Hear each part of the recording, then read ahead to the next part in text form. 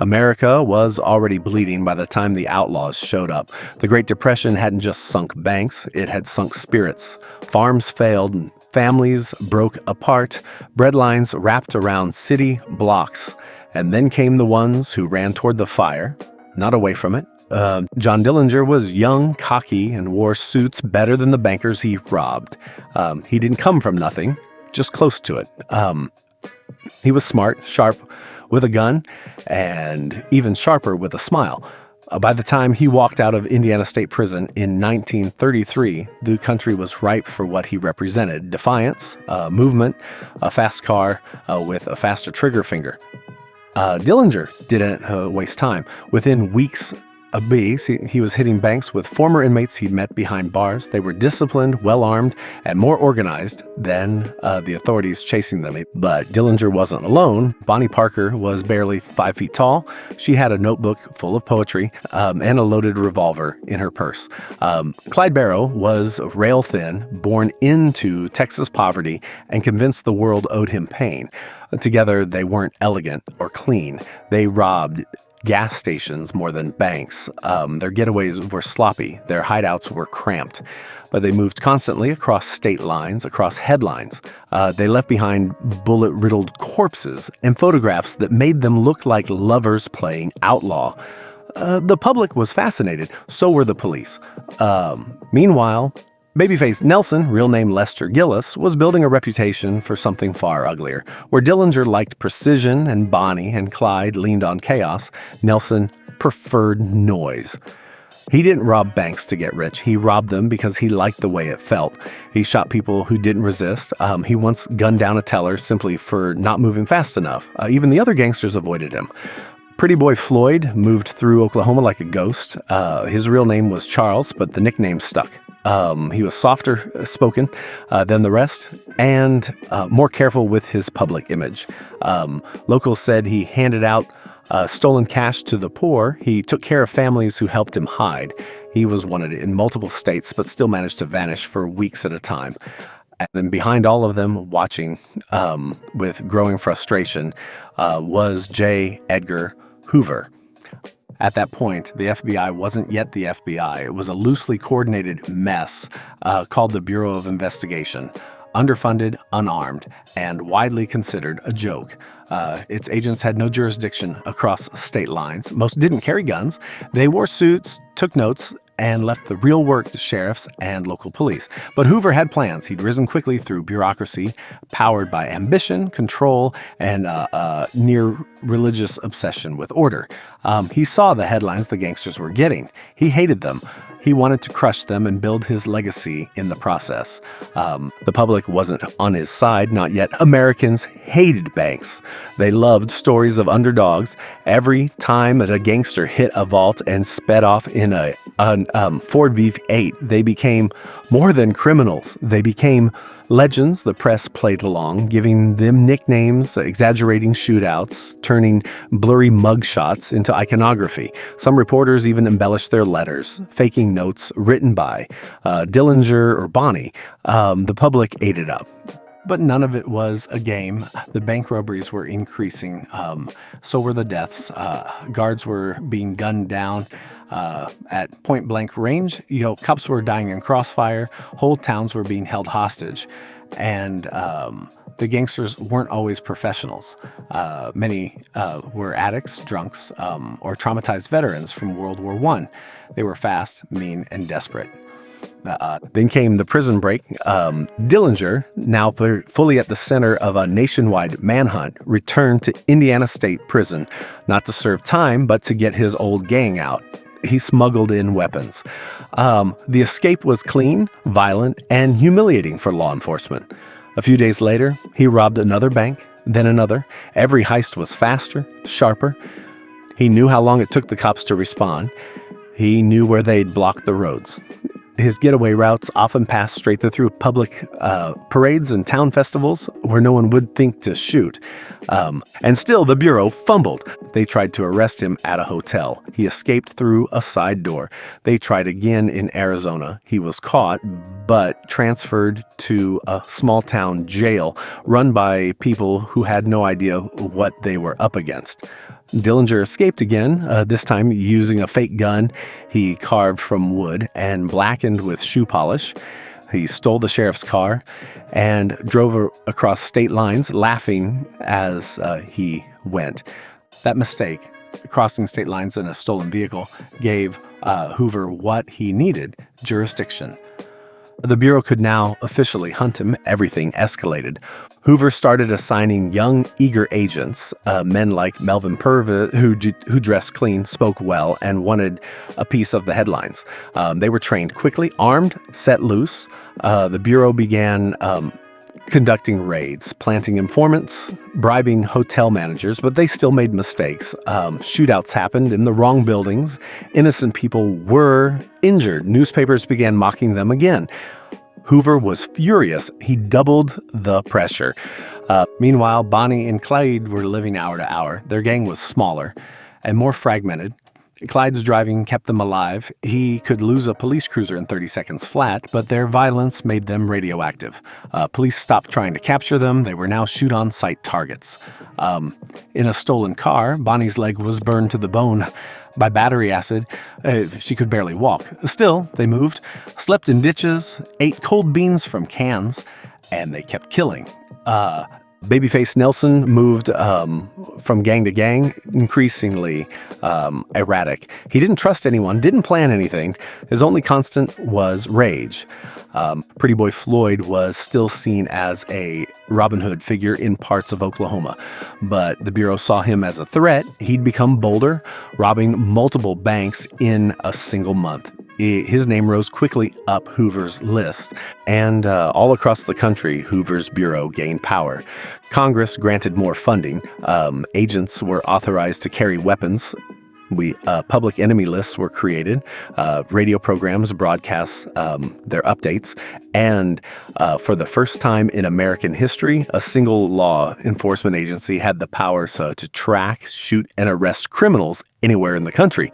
The modern FBI had arrived. The manhunt for Dillinger turned into a national obsession. He was everywhere and nowhere, surfacing in Chicago, vanishing into Wisconsin, then reappearing in Ohio with a new car and a fresh suit. Every time law enforcement thought he had him cornered, he slipped away. He dyed his hair, grew a mustache, even underwent a botched plastic surgery to change his face. It left him scarred and in pain, but still recognizable. The Bureau began tracking his movements with growing urgency. They leaned harder on informants, bribed jailers, and expanded surveillance. They traced letters, followed purchases, interrogated girlfriends, but Dillinger always seemed a step ahead. And then Anna Kumpanash appeared, a Romanian madam facing deportation. She offered the FBI a deal. Information on Dillinger in exchange for help staying in the country. She told them he'd be at the Biograph Theater in Chicago with two women. One of them would wear red. The Bureau prepared quietly. Agents were stationed around the building dressed like ordinary moviegoers. The theater let out. Dillinger emerged. He saw the agents. He ran. He didn't get far. A hail of bullets stumbled to the sidewalk. Blood in the gutter. Just like that, the most famous gangster in America was dead. The crowd swarmed. People dipped handkerchiefs in his blood as souvenirs. Hoover claimed victory. The press printed his photo with words like justice and closure. The Bureau, still young, had its first real trophy. But the war wasn't over. Bonnie and Clyde were still on the move. Their photos were now in every sheriff's office. Their faces were burned into the minds of every lawman from Texas to Missouri, but they had fewer places to go, fewer people willing to help. Their families were watched. Their friends had been arrested or killed. Then came the betrayal. An old associate of Clyde's reached out to a sheriff in Louisiana. He offered a location. Bonnie and Clyde would be driving a certain back road at dawn. They'd be tired. Low on fuel, the sheriff set up an ambush with multiple armed men hiding in the trees. No warning, no arrest. Over 100 bullets tore through their car. Bonnie never stepped out. Neither did Clyde. They were killed instantly. The photographs of their bodies, bullet-ridden, slumped over, shocked even their fans. The myth didn't disappear, but the mood changed. The laughter around their story got quieter. The legend got darker. Babyface Nelson was still out there, wild, erratic, unpredictable. He'd partnered with some of Dillinger's old crew and was committing robberies in Illinois and Wisconsin. But he was different now. Paranoid, aggressive, and sloppy. The FBI tried to close in, but Nelson struck first. At a place called Barrington, he encountered agents Samuel Cowley and Herman Hollis. A brutal gunfight followed, more of a war zone than a confrontation. Bullets tore through both sides. Nelson took multiple rounds but kept firing. He killed both agents, then fled, dying from blood loss. His body was found hours later. His wife had dragged him from the car, covered him with a coat, and left him under the stars. The Bureau was humiliated by the loss of 2 agents. Hoover used it to demand more power, more weapons, more funding. Congress listened. Pretty Boy Floyd was next. He'd evaded capture for years, protected by locals, slipping through safe houses and back roads in Oklahoma and Ohio. But after Dillinger's death, the Bureau turned more eyes his way. Floyd was cornered near a cornfield in Ohio. The Bureau claimed he was shot fleeing. Others said he was wounded, captured, and executed on the spot. The truth was murky. What mattered to Hoover was that Floyd was gone, and the FBI had another name to cross off the list. With the major gangsters dead, the Bureau turned to smaller crews, less famous names. The message was clear: no more heroes, no more Robin Hoods. From now on, crime would be nameless, invisible, hunted by a federal agency that no longer asked permission. But the public wasn't so quick to let go. People remembered Dillinger's charm, Bonnie's poetry, Floyd's supposed generosity. The outlaws had walked into the vacuum of national despair and filled it with motion, rebellion, and danger. Now they were dead, and what replaced them was cold and bureaucratic. Hoover understood the power of narrative. He fed the press carefully curated stories. He built his agents into knights of order. He erased mistakes, magnified victories, and rewrote the FBI's past in real time. The Bureau that had once been called laughable was now feared and respected. And behind the scenes, Hoover consolidated power. He silenced dissent inside the Bureau. He monitored politicians. He collected files on enemies. The FBI wasn't just an agency now, it was an institution. The outlaw era was over, and the age of federal power had begun. When the last of the outlaws fell, the story should have ended, but stories like this never really do. The headlines didn't stop. Photos of Bonnie and Clyde's bullet-riddled car toured the country. People filed past their bodies in funeral homes. Dillinger's grave became a pilgrimage site. Books were written, songs were composed. Hollywood began circling. The gangsters, now dead, were easier to love. Their rough edges smoothed, their crimes softened. The victims were forgotten, but the charisma remained. In the vacuum of post-war America, the outlaw became an icon, but the Bureau didn't forget. Behind closed doors, Hoover was reshaping law enforcement forever. The agents who had once fumbled arrests were now war-hardened, uniform in appearance, trained in firearms, surveillance, interrogation. They were no longer just investigators, they were enforcers. Hoover began building files, not just on criminals, but on judges, politicians, celebrities. He began defining morality in federal terms. The fight against gangsters was over. The next battle would be against those who didn't fit. Communists, activists, whistleblowers. He'd learned that whoever controls the story controls the country, and he controlled the story. The Bureau's version of the past was packaged clean. Dillinger was a monster, not a myth. Bonnie and Clyde were nothing more than murderers. Nelson was a stain on decency. Floyd was no hero. But Bryan Burrough's Public Enemies doesn't accept that version. The book lifts the curtain. It shows the Bureau's early days for what they were, chaotic, clumsy, and often reckless. It shows the gangsters not as heroes, but not as faceless villains either.